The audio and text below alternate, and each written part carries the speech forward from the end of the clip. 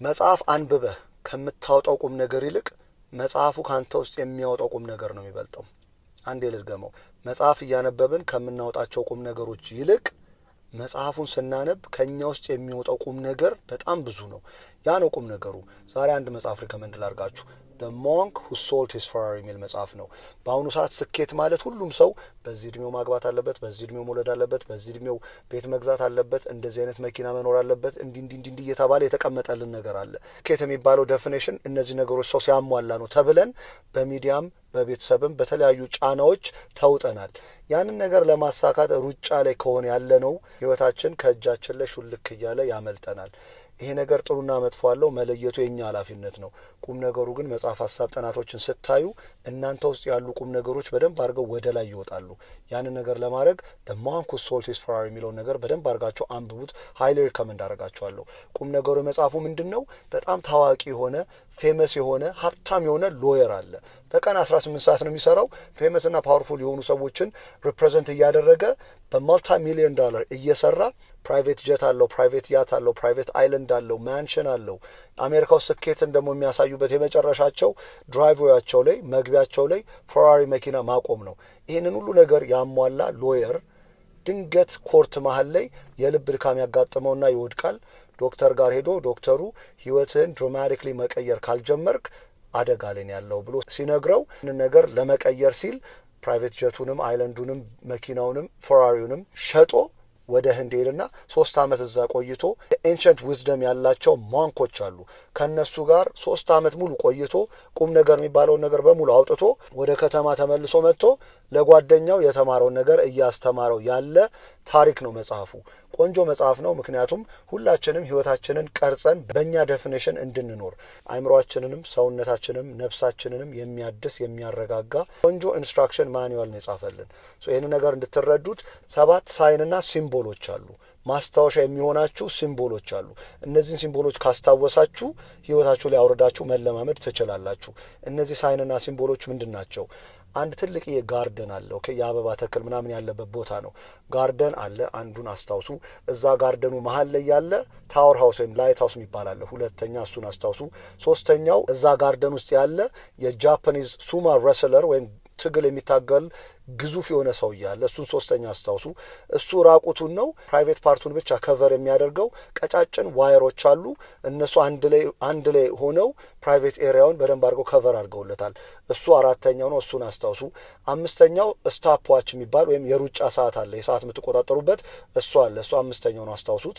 ስድስተኛ ላይ ሮዝ አበባ አለ። እሱንም አስታውሱ። ሰባተኛው ጠመዝማዛ የሆነ መንገድ በዳይመንድ የተሞላ ነው። እነዚህን 7 ነገሮች ካስታወሳችሁ ህይወታችሁ ላይ ሁሉ ጊዜ አይምሮአችሁን፣ ሰውነታችሁን፣ ነፍሳችሁን የሚያድስ ጥሩ ኑሮ መኖር ትችላላችሁ ብሎ ቆንጆ ታሪክ ነው የጻፈው። የመጀመሪያው ምንድነው? ጋርደን ማለት አይምሮህ ነው ይሏል። you got to master your mind። ጭንቅላትን አይምሮህን እንደ ተክል ቦታ ማየት ነው ያለብህ። በየጊዜው የምትፈልገውን ነገር መዝራት አለብህ። እየኮተኮትክ ለማሳደግ የሚያስፈልገውን ነገር ሁሉ ማድረግ አለብህ። ይህን ነገር በመጽሐፍ ሐሳብ ጥናቶች መምጣት ይችላል። በመታወራቸውና በመተሰማቸው ሰዎች መምጣት ይችላል። ብዙ ያለፍክባቸው ኮተቶች አሉ። እነሱን ደግሞ እንደ አረም እየኮተኮትክ እየነቀልክ ማራገፍ መጀመር አለብህ ይለዋል። ሁለተኛው ላይት ሃውሱ ሪፕሬዘንት የሚያደርገው ያንተን የላይፍ ፐርፐዝ ነው። የላይፍ ፐርፐዝ በፐርፐዝ መኖር ነው ይላል። የህይወት ዓላማ በዓላማ መኖር ነው። አንተ ማን ነህ? ቁጭ ብለህ ራስህን ጠይቅ። የምትፈልገው ነገሮች ሁሉ ጻፍ። አይምሮዬ በምን መልኩ መቀረጽ አለበት? ሰውነቴ በምን መልኩ መገንባት አለበት? ስሜቴን በምን መልኩ አንደርስታንድ አድርጌ በምን መልኩ ማኔጅ ማድረግ አለብኝ? ለነፍሴ ደግሞ ለሶሌ ደግሞ የሚጠቅመኝ ነገር ምንድነው? እነዚህ ነገሮች ክሊርሊ ዲፋይን አድርግ። የህይወት ዓላማው በዓላማ መኖር ነው። ዓላማ ምንድነው? ያን ነገር ክሊር አድርገህ አውጥተህ አስቀምጠህ ከጻፍክ ከዚህ በፊት አንስቼላችኋለሁ። አይምሮአችን ውስጥ RAS የሚባል ነገር አለ። ሬቲኩላር አክቲቬቲንግ ሲስተም የሚባል ነገር ነው። ይሄ አይምሮአችን ክፍል ይሄ ነገር ጥሩ ነው፣ ይሄ ነገር ኢምፖርታንት ነው ብለን ባልነው ቁጥር ያንን ነገር ከየቦታው ይፈልጋል። ኤግዛምፕል የሚሰጠው መኪና ነው። የሆነ መኪና ስትገዙት ከየቦታው ማየት ትጀምራላችሁ።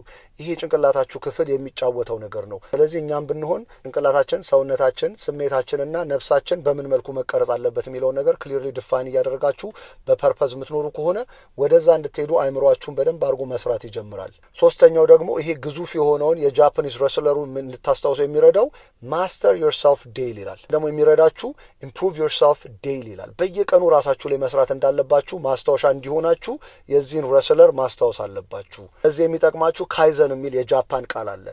ኮንሲስተንት የሆነ ኔቨር ኤንዲንግ ኢምፕሩቭመንት ነው። በየቀኑ ራሳችሁ ላይ መስራት እንዳለባችሁ እንድታስታውሱ ነው። ይሄ እንድትታገሉ ነው። ህይወታችሁን ለማሸነፍ እንድትታገሉ የሚረዳችሁ ነው። ለዛ የሚጠቅማችሁ የመጀመሪያው you have to empty your cup ይላል። ውስጣችሁ ያለውን ነገር ኮተቱን ማራገፍ መጀመር አለባችሁ። አዲስ ነገሮች እንዲገቡ መፍቀድ መጀመር አለባችሁ።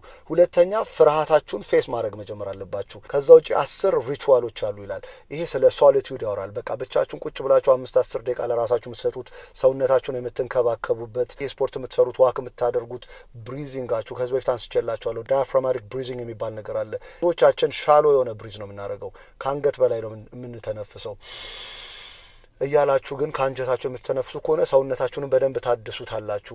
በሶስተኛ አመጋገባችሁ በአብዛኛው ፍሩት ቬጅተብሎችን መመገብ አለባችሁ። ይሄም ለሰውነታችሁ ወሳኝ የሆነ ነገር ነው። ሌላው በጊዜ መነሳት ያወራል። በየጊዜው ራሳችሁ ለመስራት ያለባችሁ ይላል። ልምምዳችሁን ወደ ባህሪያችሁን ወደ ጣፈንታችሁ እንደሚሄድ እያወቃችሁ እነዚህ ነገሮች ላይ በየጊዜው መስራት አለባችሁ። ሲምፕሊፋይ እያደረጋችሁ ፕራዮሪታይዝ እያደረጋችሁ ሙዚቃ መስማት አለባችሁ ይላል። የሚያነቃቃችሁን ደግሞ የተወሰኑ ነገሮች ለራሳችሁ እየነገራችሁ እዛ ነገር ላይ መስራት አለባችሁ ይላል። ብዙ ነገሮችን ነው የሚያወራው። እነዚህ ነገሮች ካለ በኋላ ያ ትልቅ ግዙፍ የሆነውን ሰውዬ የፕራይቬት ፓርቱን ከቨር ያደረገው ደግሞ ቀጫጭን የሆኑ ዋየሮች አብረው በማበር የሱን ፕራይቬት ኤሪያ ከቨር አድርገውታል። ይሄን ነገር የኛን ሀገር አባባሉ ላይ ያነሰዋል። ድር ቢያብር አንበሳ ያስር የሚባለውን ነገር። ይሄ ደግሞ ስለ ዲሲፕሊን ነው የሚያወራው። በየቀኑ ዲሲፕሊን ሆናችሁ ትንንሽ የሚመስሉ ነገሮችን ባበዛችኋቸው ቁጥር ድር ሲያብር አንበሳ እንደሚያስረው የእናንተ ትንንሽ ነገሮች የምትፈልጉትን ነገር የማምጣት ብቃትና ችሎታ አላቸው። ስለዚህ ጦር ማወጅ ያለባችሁ ደካማ የሆነ አስተሳሰባችሁ ላይ ነው። ዲሲፕሊን ሆናችሁ በየጊዜው ይሄን ነገር የምታደርጉ ከሆነ ያለምንም ጥርጥር አእምሮአችሁን፣ ሰውነታችሁን፣ ስሜታችሁንና ነፍሳችሁን የሚያድስ ሰላም የሆነ ኑሮ መኖር ትጀምራላችሁ ይላል። በአምስተኛ ስታፕዋችሁ ይሄ ሰዓቱ ደግሞ ሪፕሬዘንት የሚያደርገው ሪስፔክት ማድረግ አለባችሁ። ታይማችሁን፣ ጊዜያችሁን የእናንተን ህልምና አላማ በማያሳኩ ነገሮች ላይ ማሳለፍ ማቆም አለባችሁ። አንችልም ጊዜ የለንም ማለት መጀመር አለባችሁ። እንዲሁ የጠሯችሁን የፈለጋችሁ ሰዎች ጋር በማሳለፍ ህይወታችሁ ላይ ሚኒንግ ያላቸው ፐርፐዝ ያላቸው ነገሮች የማድረግ ጊዜ አይኖራችሁም። ስለዚህ ፕራዮሪታይዝ ማድረግ እንዳለባችሁ እንድታስታውሱ ስታፕዋች ወይም የሩጫ ሰዓቱን ማስታወሻ ይሆናችሁ ይላል። ስድስተኛው ደግሞ ፍሬሽ የሆነ ሮዝ አለ፣ አበባ አለ። ይሄ ደግሞ የህይወት ኦልቲሜት ጎል ሌሎችን ማገልገል ነው የሚለውን ነገር እንድታስታውሱት ነው። አበባ አካባቢውን በጣም አድርጎ ከማሳመሩ ውጪ ጥሩ መዓዛ እየሰጠ አካባቢውን የሚያውድ ነው። ከራሱ ይልቅ ለሌሎች የሚኖር ነው። ይሄ ከዚህ በፊት ለልጆቻችሁ ወርድ ኦፍ ዘ ዊክ እያላችሁ አስተምሩ ያልኳችሁ ኦልትሩዝም የሚባል ቃል አለ። it is the quality of helping others without expecting anything in return የሚባል ነገር ነው። ለሌሎች መልካም ነገር እያደረጋችሁ በጭራሽ ምላሽ የማትጠብቁበት ነው። ይሄ አበባ ማለት ያ ነገር ነው። ያንን ነገር እንድታስታውሱ አበባው ማስታወሻ ይሆናችሁ ይላል። በመጨረሻው ጠመዝማዛ የሆነው መንገድ ብዙ ዳይመንድ የተቀመጠበት ትልቅ ምክንያት አለው። ህይወት ብዙ ውጣ ውረድ ነው። ብዙ ጠመዝማዛ መንገድ ነው። የምትፈልጉት ነገር ላይ መድረስ አይደለም። ያ ነገር ሞመንተሪ የሆነ ነገር ነው። ያንን ነገር የምትፈልጉትን ነገር ብቻ ማግኘት ቢሆን ኖሮ ህይወታችሁ ላይ የምትኖሩት ምናልባት በቀናቶች ሊሆን ይችላል። ያንን ሲገባችሁ መንገዱ ላይ ያለውን ጠመዝማዛውን የሆነው መንገድ እንደ እንቁ እንደ ዳይመንድ አፕሪሺየት እያደረጋችሁ መኖር ትጀምራላችሁ። እዛ የሚረዳችሁ አንድ ቆንጆ ሙቪ ሪኮመንድ ላርጋችሁ። ክሊክ የሚባል ሙቪ አይታችሁ ከሆነ ሪሞት ኮንትሮል አግኝቶ የማይፈልገው የማይመቸው የማይወደው ነገር ባገኘ ቁጥር ስኪፕ እያደረገ ፎርዋርድ እያደረገ ሳያስበው 70 እና 80 ገብቶ ህይወቱ ከእጁ ላይ ሹልክ ብላ አልፋለች። ህይወታችን ላይ የምንፈልገው ነገር ብቻ ለማግኘት ከሆነ ሩጫችን ሳናስበው 50 60 70 እንገባለን። እያንዳንዱን መንገድ ኢንጆይ ማድረግ አለብን። ሰው ያስቀመጠልን ስኬትና እኛ ለራሳችን የምናስቀምጠውን ስኬት ለይተን ማውጣት አለብን። ይሄን ነገር ለማድረግ የምትፈልጉ ከሆነ ብዙ መጽሐፎችን ስታነቡ መጽሐፉ ከምታገኙት ቁም ነገሮች ውጪ እናንተ ውስጥ ያሉ ቁም ነገሮች በደንብ አድርገው ወደ ላይ ይወጡ እናንተን አግኝታችሁ ደስተኛና ስኬታማ ሆናችሁ በምትፈልጉት መልኩ አይምሮአችሁን ቀርጻችሁ ሰውነታችሁን አድሳችሁ ስሜታችሁን ተቆጣጥራችሁ ነፍሳችሁን ሰላም አድርጋችሁ ጥሩ ኑሮ መኖር ትችላላችሁ ብሎ ራበን ሻርማ The Monk Who Sold His Ferrari በሚል መጽሐፍ ቆንጆ አድርጎ ጽፎልናል። ስላዳመጣችሁን ከልብ አመሰግናለሁ።